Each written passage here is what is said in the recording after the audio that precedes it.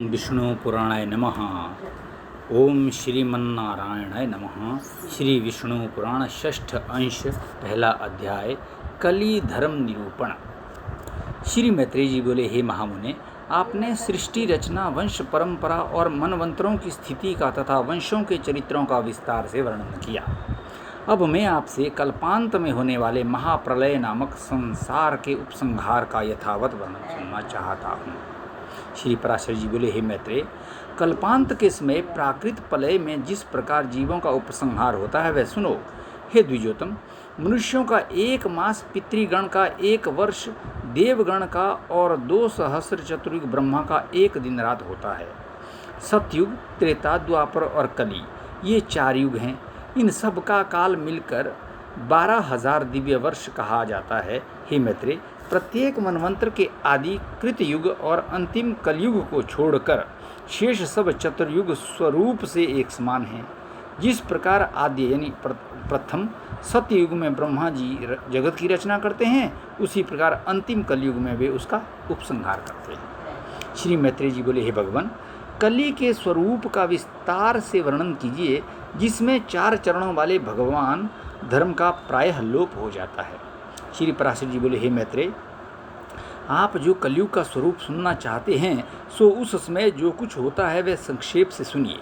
कलयुग में मनुष्यों की प्रवृत्ति वर्णाश्रम धर्मानुकूल नहीं रहती, और न वे ऋक् साम यजुर्वेद त्रयी धर्म का संपादन करने वाली ही होती है। उस समय धर्म विवाह, गुरु शिष्य संबंधी की स्थिति, दाम्पत्य क्रम और अग्नि में देव यज्ञ क्रिया का क्रम अनुष्ठान भी नहीं रहता। कलयुग में जो बलवान होगा वही सबका स्वामी होगा, चाहे किसी भी कुल में क्यों न उत्पन्न हुआ हो। वह सभी वर्णों से कन्या ग्रहण करने में समर्थ होगा। उस समय द्विजातिगण जिस किसी उपाय से अर्थात निषिद्ध द्रव्य आदि से भी दीक्षित हो जाएंगे, और जैसी तैसी क्रियाएं ही प्रायश्चित मान ली जाएगी। हे द्विज, कलयुग में जिसके मुख से जो कुछ निकल जाएगा वही शास्त्र समझा जाएगा। उस समय सभी भूत प्रेत मशान आदि देवता होंगे और सभी के सब आश्रम होंगे। उपवास, तीर्थाटन नादि, काय क्लेश, धन दान तथा तप आदि अपनी रुचि के अनुसार अनुष्ठान किए हुए ही धर्म समझे जाएंगे। कलयुग में अल्प धन से ही लोगों को धनाढ्यता का गर्व हो जाएगा, और केशों से ही स्त्रियों को सुंदरता का अभिमान होगा। उस समय स्वर्ण मणि रत्न और वस्त्रों के क्षीण हो जाने से स्त्रियां केश कलापों से ही अपने को विभूषित करेंगी। जो पति धनहीन होगा उसे स्त्रियां छोड़ देंगी। कलयुग में धनवान पुरुष ही स्त्रियों का पति होगा। जो मनुष्य चाहे वह कितना निंद्य हो, अधिक धन देगा वही लोगों का स्वामी होगा। ये धन दान का संबंध ही स्वामित्व का कारण होगा, कुलीनता नहीं। कली में सारा द्रव्य संग्रह घर बनाने में ही समाप्त हो जाएगा, दान पुण्य आदि में नहीं। बुद्धि धन संचय में ही लगी रहेगी, आत्मज्ञान में नहीं। सारी संपत्ति अपने उपभोगों में ही नष्ट हो जाएगी, उससे अतिथि सत्कार आदि न होगा।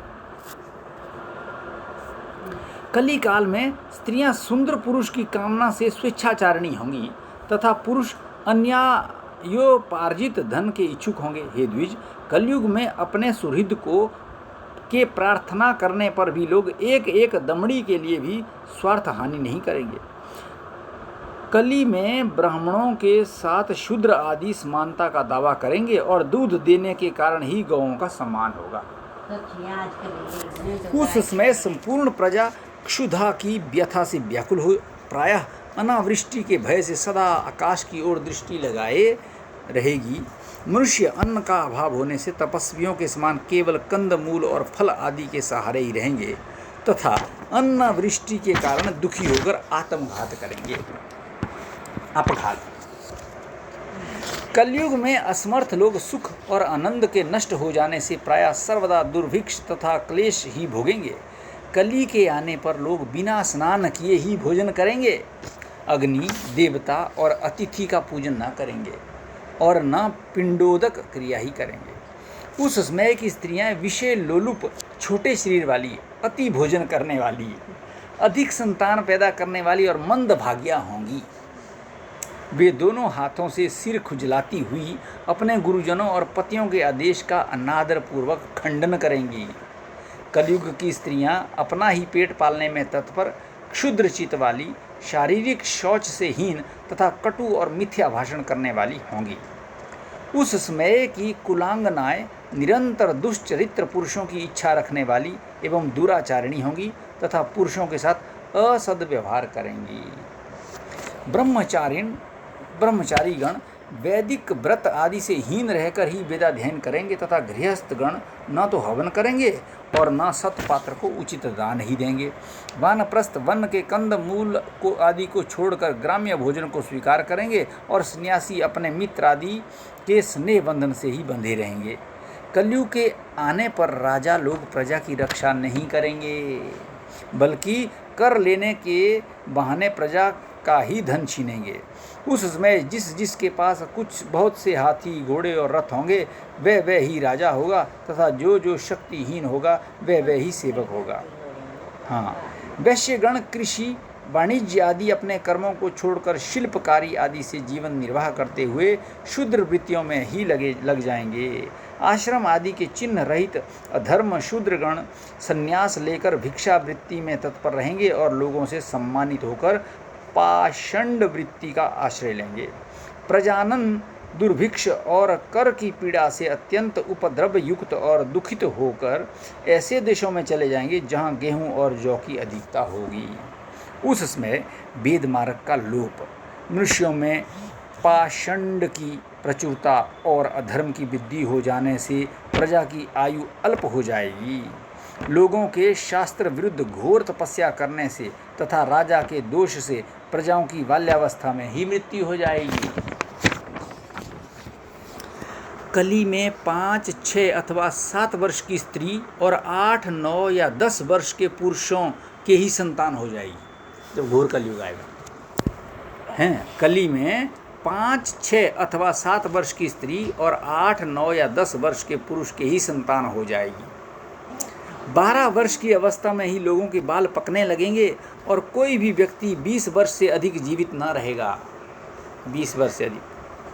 कलयुग में लोग मंद बुद्धि, व्यर्थ चिन्ह धारण करने वाले और दुष्ट चित्त वाले होंगे, इसलिए वे अल्पकाल में ही नष्ट हो जाएंगे। हे मैत्रेय, जब जब धर्म की अधिक हानि दिखलाई दे तभी बुद्धिमान मनुष्य को कलयुग की वृद्धि का अनुमान करना चाहिए। हे मैत्रेय, जब जब पाषंड बढ़ा हुआ दिखे तभी महात्माओं को कलयुग की वृद्धि समझनी चाहिए।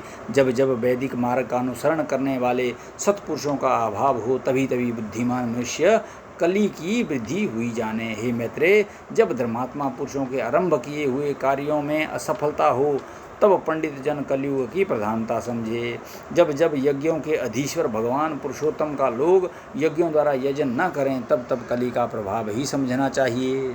जब वेदवाद में प्रीति का अभाव हो और पाषंड में प्रेम हो तब बुद्धिमान प्राज्ञ पुरुष कलयुग को बढ़ा हुआ जाने। हे मैत्रेय, कलयुग में लोग पाषंड के वशीभूत हो जाने से सबके रचयिता और प्रभु जगतपति भगवान विष्णु का पूजन नहीं करेंगे। हे विप्र, उस समय लोग पाषंड के वशीभूत होकर कहेंगे, इन देव, द्विज, वेद और जल से होने वाले शौच आदि में क्या रखा है। हे विप्र, कली के आने पर वृष्टि अल्प जल वाली होगी, खेती थोड़ी उपज वाली होगी और फल आदि अल्प सार युक्त होंगे। कलयुग में प्रायः सन के बने हुए सबके वस्त्र होंगे, अधिकतर शमी के वृक्ष होंगे और चारों वर्ण बहुधा शूद्रवत हो जाएंगे।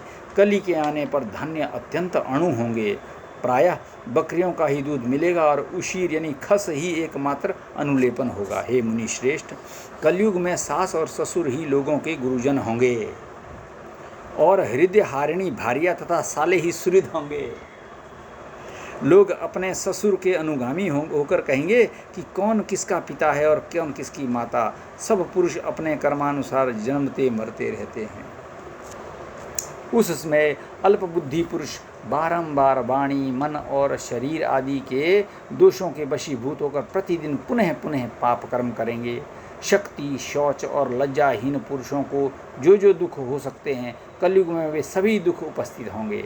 उस समय संसार के स्वाध्याय और वष्टकार से हीन तथा स्वधा और स्वाहा से वर्जित हो जाने से कहीं कहीं कुछ कुछ धर्म रहेगा, किंतु कलयुग में मनुष्य थोड़ा सा प्रयत्न करने से ही जो अत्यंत उत्तम पुण्य राशि प्राप्त करता है, वही सत्युग में महान तपस्या से प्राप्त किया जा सकता है। इति श्री विष्णु पुराणे षष्ठे अंशे प्रथमो अध्याय दूसरा अध्याय श्री व्यास जी द्वारा कलयुग, शूद्र और स्त्रियों का महत्व वर्णन। श्री पराशर बोले, हे महाभाग, इसी विषय में महामति व्यास देव ने जो कुछ कहा है वह मैं यथावत वर्णन करता हूँ, सुनो। एक बार मुनियों में परस्पर पुण्य के विषय में ये वार्तालाप हुआ कि किस समय में थोड़ा सा पुण्य भी महान फल देता है और कौन उसका सुखपूर्वक अनुष्ठान कर सकते हैं। हे मैत्रेय, वे समस्त मुनि श्रेष्ठ इस संदेह का निर्णय करने के लिए महामुनि व्यास जी के पास ये प्रश्न पूछने गए। हे द्विज, वहाँ पहुँचने पर उन मुनिजनों ने मेरे पुत्र महाभाग व्यास जी को गंगा जी में आधा स्नान किए देखा। वे महर्षिगण व्यास जी के स्नान कर चुकने की प्रतीक्षा में उस महानदी के तट पर वृक्षों के तले बैठे रहे। उस समय गंगा जी में डुबकी लगाए मेरे पुत्र व्यास ने जल से उठकर उन मुनिजनों के सुनते हुए कलयुग ही श्रेष्ठ है, शूद्र ही श्रेष्ठ है, ये वचन कहा। ऐसा कहकर उन्होंने फिर जल में गोता लगाया और फिर उठकर कहा, शूद्र तुम ही श्रेष्ठ हो, तुम ही धन्य हो। ये कहकर वे महामुनि फिर जल में मग्न हो गए और फिर खड़े होकर बोले, स्त्रियां ही साधु हैं, वे ही धन्य हैं, उनसे अधिक धन्य और कौन है।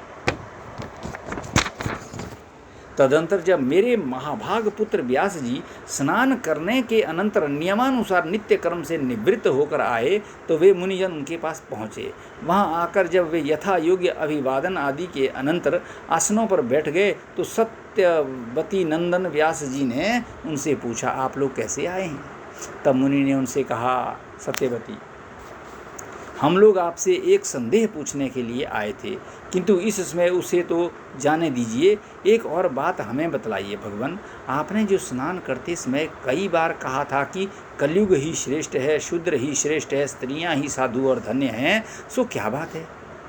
हम ये संपूर्ण विषय सुनना चाहते हैं। हे महामुने, यदि गोपनीय न हो तो कहिए, इसके पीछे हम आपसे अपना आंतरिक संदेह पूछेंगे। श्री पराशर जी बोले, मुनियों के इस प्रकार पूछने पर व्यास जी ने हंसते हुए कहा, हे मुनि श्रेष्ठो, मैंने जो इन्हें बारंबार साधु साधु कहा था उसका कारण सुनो।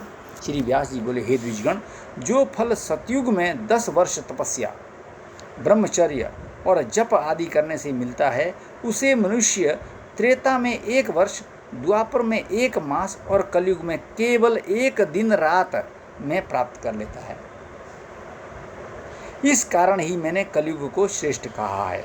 जो फल सत्ययुग में ध्यान, त्रेता युग में यज्ञ और द्वापर युग में देवार्चन करने से प्राप्त होता है, वही कलयुग में श्री कृष्ण चंद्र का नाम कीर्तन करने से मिल जाता है।